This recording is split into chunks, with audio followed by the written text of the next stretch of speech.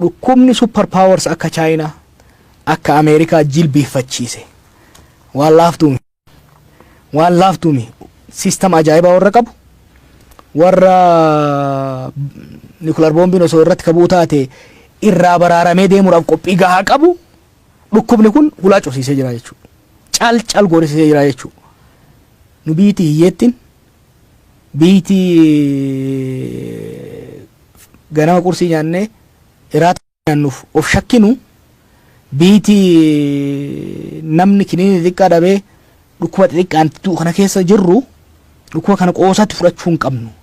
Seriously ofeeyne rabbi waan dura dabarse yookaan garuu gaaga'ama biyya kanaaf uummata keenya qoosaatti hin fudhatina. Dhukkubni Ameerikaa hulaa cufsiise. Dhukkubni Ameerikaa kaabaa Awurooppaa hulaa cufsiise. Dhukkubni biyya akka China hulaa cufsiise. Kaagan hollachiise dhukkuba laafaa miti. Kun balaa hamaa laafaa miti. Kijiba oofamullee deemina nama gurraacha hin qabu qilleensa ho'aa keessatti akkas ta'a barbaree yoo nyaata si dhiisaa qullubbii adii yoo liqimsite kun kijiban dhaggeeffatina waan akkana. Waan ogeeyyiin fayyaa jedhan dhaggeeffadha akkaataa itti ofirraa eedan. Wanni hagammaa jechaa jiran maali? Namoota irraa fagaadhaa, harka dhiqadhaa, yoo shakkii qabaatan mana warra yaalaa bilbilaa odeeffannoo kennaa, bakka namni baay'ate irraa fagaadhaa. Waan biraa keessan seenina. Yoo danda'ame deddeemuu odoo dhiise namni keenya. Qonnaan bulaan qonna isaa keessa taa'e. Warri magaalallee wal keessa deemuu osoo dhiise. Cidhallee yoo jiraa taate yeroo biraatiif odoo dabarfate. Cidhallee yoo dabarfate. Walgahii immoo abbaan fedhe sinaa yaamu. Hin dhaqina walgahii. Walgahii hin dhaqina. Cidha hin dhaqina yeroo biraatti dabarsa. Deddeemuun silaa dirqama ta'uu danda'a. Anama baay'ee kana yaaddeessu yoo laalte. Namni keenya qixqixii kana keessatti itti guutamee haqaaramee deema. Dhugaa abjuullee natti dhufaa jira beektaa. Namni tokko achi keessa jiraannaan namni hundi wal ga'e jechuudha. Kanaaf haga danda'ame namni keenya wal keessa deemuu odoo dhiise torban lamaan kana haala hallume. Namni keenya wal keessa deemuu yoo kadhiisu taate